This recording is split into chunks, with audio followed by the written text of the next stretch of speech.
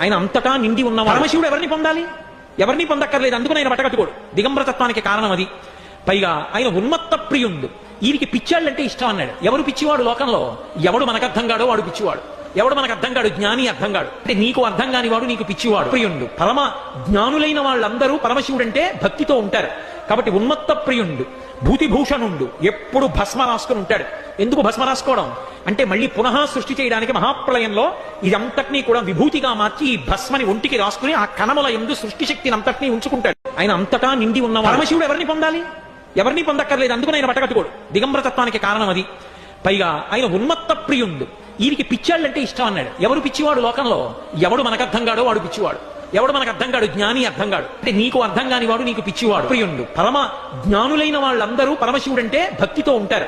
కాబట్టి ఉన్మత్త ప్రియుండు, భూతిభూషణుండు, ఎప్పుడు భస్మ రాసుకుని ఉంటాడు. ఎందుకు భస్మ రాసుకోవడం అంటే మళ్ళీ పునః సృష్టి చేయడానికి మహాప్రళయంలో ఇదంతటినీ కూడా విభూతిగా మార్చి ఈ భస్మని ఒంటికి రాసుకుని ఆ కణముల యందు సృష్టి శక్తిని అంతటినీ ఉంచుకుంటాడు.